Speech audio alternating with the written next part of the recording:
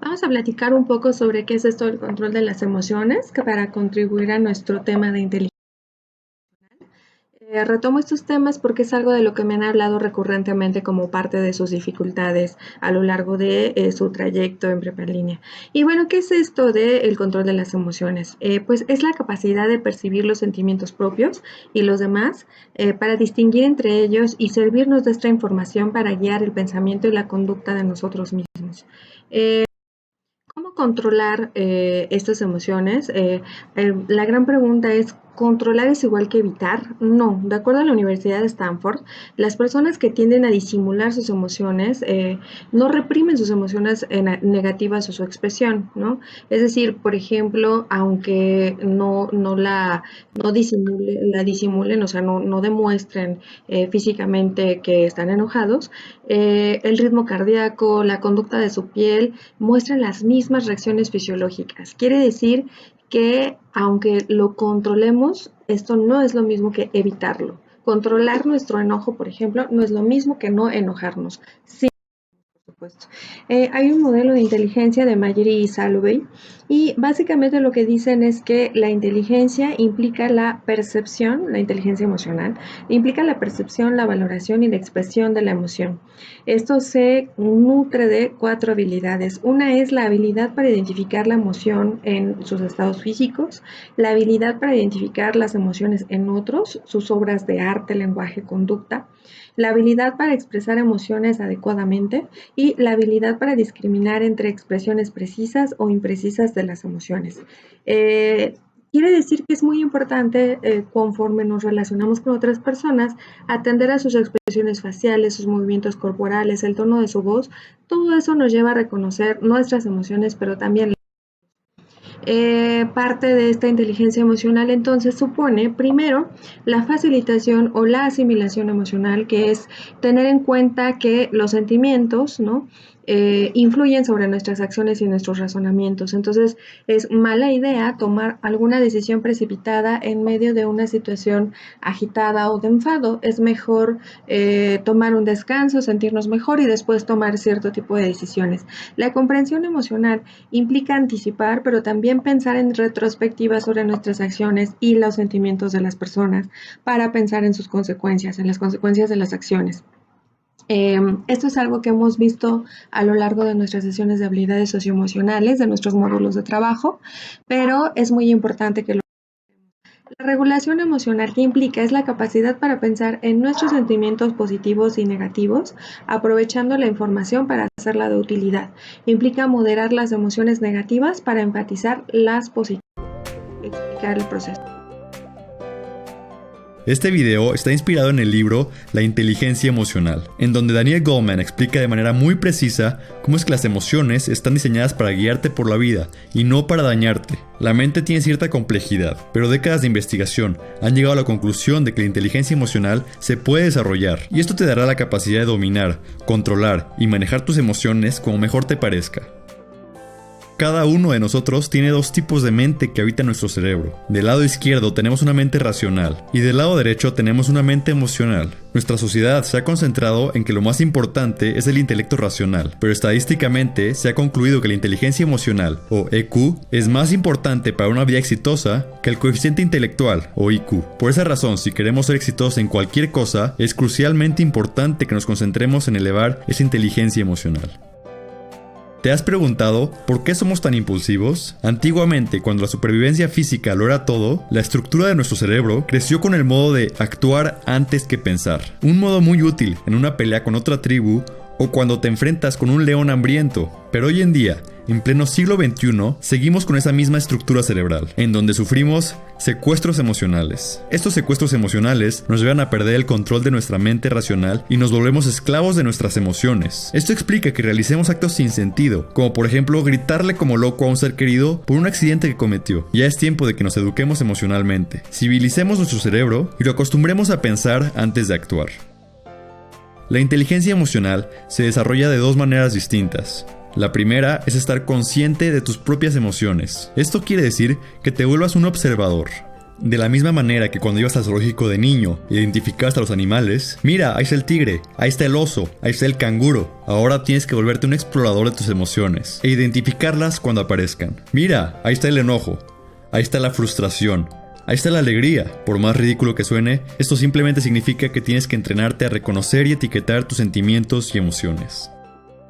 La segunda manera para desarrollar tu inteligencia emocional es regulando tus propias emociones. Esto significa que al sentir un sentimiento o una emoción, tú decides cómo vas a responder en los siguientes segundos. Tú tienes la capacidad de ordenarle a tu mente emocional que se haga a un lado y que la mente lógica retome el control del barco. Para darte un ejemplo, imagina que estás manejando en la ciudad y un coche se atraviesa de manera muy imprudente enfrente de ti. Nuestra primera reacción es explotar contra el conductor y gritarle toda clase de insultos. Tu miedo desencadena una lluvia de emociones negativas: enojo, frustración e ira. Pero recuerda lo que aprendiste hoy y haz lo siguiente. Primero, tienes que reconocer las emociones que estás sintiendo y etiquetarlas. Y luego, date cuenta que tú tienes la capacidad de tomar control sobre tus emociones. Respira lentamente del 1 al 5 y deja que tu cuerpo estabilice la presión arterial. 1, 2, 3, 4, 5. Durante este proceso, tu mente racional retomará el centro de comando de tu cuerpo y reaccionarás de una manera mucho más lógica y prudente, evitando perder el control ante el secuestro emocional. Las dos cualidades, identificar tus propias emociones y regularlas, son habilidades que dependen de una buena comunicación entre tu mente racional y tu mente emocional. Es fundamental que para evitar problemas, fortalezcas la relación entre estas dos partes. Entre mejor se comuniquen tus pensamientos y tus emociones, mejores decisiones podrás tomar. De manera diaria, practica estos principios y muy pronto comenzarás a notar un cambio radical en cómo te relacionas con tus emociones. Por otra parte, una mayor inteligencia emocional también equivale a mejores habilidades sociales. Al reconocer tus propias emociones, podrás generar empatía con otras personas. La empatía es la capacidad de apreciar e intuir lo que otras personas están pensando y sintiendo. El desarrollo de la inteligencia emocional te convertirá en un detector de sentimientos no solo en ti, sino también en otras personas, lo que te permitirá entenderlas mejor y establecer relaciones mucho más sólidas. Esto significa una mejor relación con tu familia, con tus clientes y con tu pareja. Al estar trabajando con tus emociones, notarás que hay otra habilidad muy importante que estarás desarrollando: la persistencia y la automotivación. Una lección muy importante que nos ofrece este libro es la siguiente: fallar está muy bien, significa que estás más cerca de conseguir tus objetivos. Esto básicamente quiere decir que te vuelves un optimista. En la escuela nos castigaron mucho por fallar, nos acostumbraron a pensar que fallar era muy malo, pero la vida es muy diferente. Fallar es necesario para desarrollarte y crecer en cualquier aspecto de tu vida. Imagina que quieres lograr un objetivo, pero por más que lo intentas, fallas y fallas y fallas. Mucha gente se daría por vencida y perdería toda motivación por seguir adelante. Pero una mayor inteligencia emocional te permite poner a tu mente en modo optimista, por lo que generarás pensamientos positivos que se convertirán a su vez en emociones positivas, lo que significa que por más que falles, tu mente se sentirá motivada de seguir intentando hasta que logres el objetivo. Así que la próxima vez que algo te salga mal, recuerda que los sentimientos negativos que sientes pasarán y sigue intentándolo. Poco a poco acostumbrarás a tu mente a ser más optimista y notarás una transformación en tu actitud. El siglo XX se obsesionó con el coeficiente intelectual, porque la industria era mecánica y rígida. En el siglo XXI, lo más importante es tener habilidades sociales, crear relaciones e innovar para el futuro. Resulta evidente que todo aquel que quiera ser exitoso tendría que desarrollar su inteligencia emocional. Nuestro cerebro es extremadamente flexible. Podemos mejorar la relación que tenemos con nuestra mente emocional y usarla a nuestro favor. No estamos condenados a una vida sumisa a nuestras emociones. Podemos cambiar si lo deseamos. Lo más fascinante de la inteligencia emocional es saber que las emociones se pueden utilizar a nuestro favor. Las podemos utilizar de guías para conocernos mejor, conectarnos con gente y mantenernos motivados durante los momentos más difíciles. Pero sobre todo, tenemos que reconocer que la inteligencia emocional nos abre una puerta en donde las emociones y los sentimientos dejan de destruirnos y en lugar de eso, nos ayudan a convertirnos en mejores humanos. Gracias por ver este video. Espero que te haya servido y haya despertado tu curiosidad emocional. Si te gustó, por favor suscríbete a nuestro canal y compártelo con alguien que se pueda beneficiar. Recuerda que cada semana tenemos un nuevo episodio, así que espero que nos puedas seguir acompañando en este viaje de desarrollo personal. Nos vemos pronto.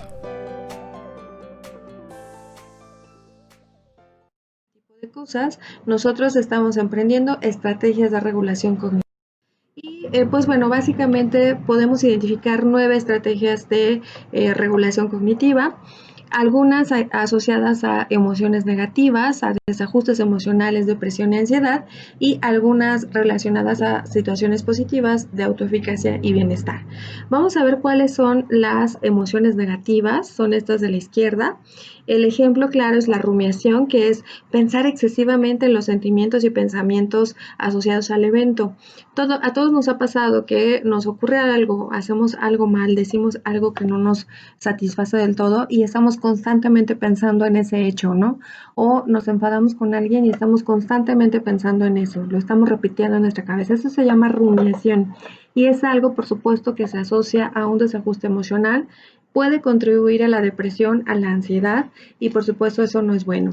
Otro tema, otro ejemplo es la catastrofización, que son pensamientos que sobredimensionan la experiencia. Entonces vamos a suponer que enfrentamos alguna cosa y nosotros decimos, ay, es que me miró tan feo que yo estoy segura que estaba enfadado. A veces solo están cansados, ¿no? Entonces tendemos a ser catastróficos en nuestros pensamientos. Habrá que evitarlo. Autoculparse. Tender a pensar que todo es nuestra responsabilidad. Si algo no salió bien es por nuestra responsabilidad. Es un tema importante evitar autoculparse. Y la otra, que es el polo opuesto, que es culpar a otros siempre, ¿no? Es muy curioso porque curiosamente los investigadores han investigado cada una de estas emociones, todas son negativas, ¿no? Y ellos descubrieron que de todas ellas, la única que no contribuía a la depresión y a la ansiedad era culpar a otros. Tiene sentido porque pues si yo no soy responsable, entonces lo culpo a alguien más y abandono ese sentimiento de culpa y entonces no me hago sentir mal, no me castigo, no me lacero al respecto. Sin embargo, continúa siendo un sentimiento negativo porque habrá que ser responsables de nuestros actos para no repetirlos, ¿no?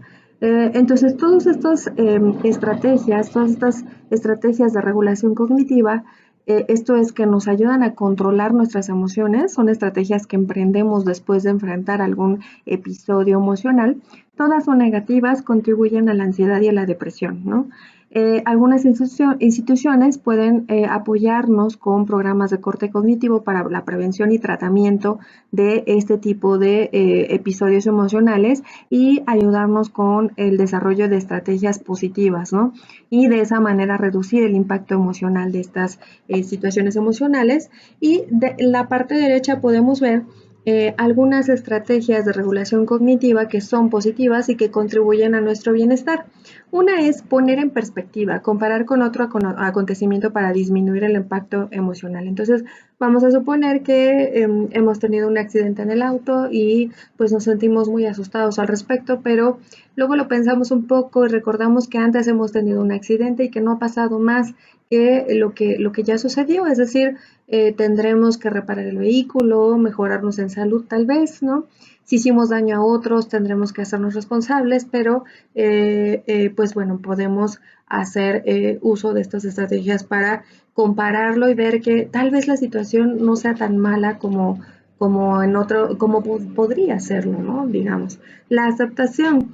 Otra cosa es la focalización positiva, generar pensamientos agradables. Esto es, estamos frente a una situación que no nos gusta. De hecho, hay una película infantil donde el personaje dice, piensa en algo bonito, igual les digo yo, frente a situaciones difíciles, a veces nos ayuda a pensar que al rato vamos a ver tal vez a nuestros hijos, que vamos a ver a nuestra pareja, que vamos a hacer algo que nos guste. Por eso es que es importante no abandonar estas condiciones de ocio, de entretenimiento y de recreación para que contribuyan a nuestro buen estado emocional. La otra es la reinterpretación positiva, es decir, frente a un escenario negativo, pues reinterpretarlo a la luz de la experiencia y lo que he aprendido sobre esta experiencia negativa. Entonces es una reinterpretación positiva.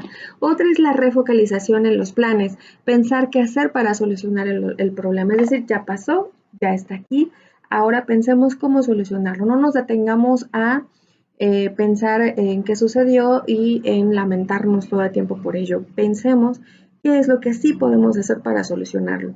Todo esto contribuye a nuestra autoestima, a nuestra autoeficacia, a la resolución del problema y pues por supuesto todo esto contribuye a nuestro bienestar.